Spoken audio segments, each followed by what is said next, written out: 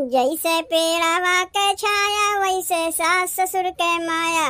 जैसे पेड़ावा के छाया वैसे सास ससुर के माया। माया जोड़े के पड़ी हो ससुरवा में। माया जोड़े के पड़ी हो ससुरवा में। हो ससुरवा में, हो ससुरवा में, हो ससुरवा में। माया जोड़े के पड़ी हो ससुरवा में।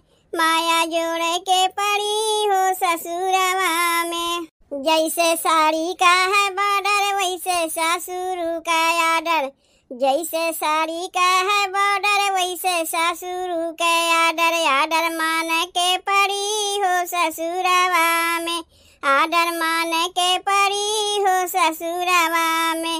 हो ससुरवा में, हो ससुरवा में, हो ससुरवा में। आर्डर मान के पड़ी हो ससुरवा में। आर्डर मान के पड़ी हो ससुरवा में। जैसे पेड़ावा के छाया वैसे सास ससुर के माया। जैसे पेड़ावा के छाया वैसे सास ससुर के माया। माया जोड़े के पड़ी हो ससुरवा में। माया जोड़े के पड़ी हो ससुरवा में। जैसे कुआं के पानी ठंडा वैसे सासू जी के डंडा। जैसे कुआं के पानी ठंडा वैसे सासू जी के डंडा। डंडा झेले के पड़ी हो ससुरवा में। डंडा झेले के पड़ी हो ससुरवा में।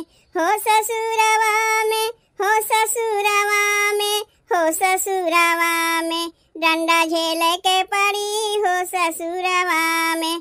डंडा झेले के पड़ी हो ससुरवा में।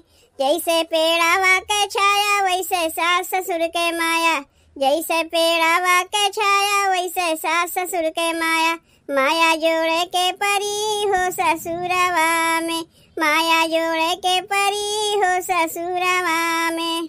जैसे चाबियों का गुच्छा वैसे देवरू जी के गुस्सा। जैसे चाबियों का गुच्छा वैसे देवरू जी के गुस्सा। गुस्सा झेले के पड़ी हो ससुरवा में। गुस्सा झेले के पड़ी हो ससुरवा में। हो ससुरवा में, हो ससुरवा में, हो ससुरवा में। गुस्सा झेले के पड़ी हो ससुरवा में। गुस्सा झेले के पड़ी हो ससुरवा में। जैसे पेड़ावा के छाया वैसे सास ससुर के माया। जैसे पेड़ावा के छाया वैसे सास ससुर के माया। माया जोड़े के पड़ी हो ससुरवा में। माया जोड़े के पड़ी हो ससुरवा में। जैसे सावन का है घेवर वैसे ननदी जी के तेवर। जैसे सावन का है घेवर वैसे ननदी जी के तेवर। तेवर झेले के पड़ी हो ससुरवा में। तेवर झेले के पड़ी हो ससुरवा में। हो ससुरवा में, हो ससुरवा में, हो ससुरवा में। तेवर झेले के पड़ी हो ससुरवा में। तेवर झेले के पड़ी हो ससुरवा में।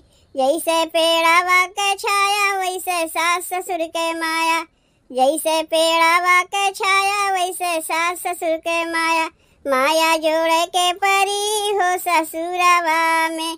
माया जोड़े के पड़ी हो ससुरवा में। हो ससुरवा में, हो ससुरवा में, हो ससुरवा में।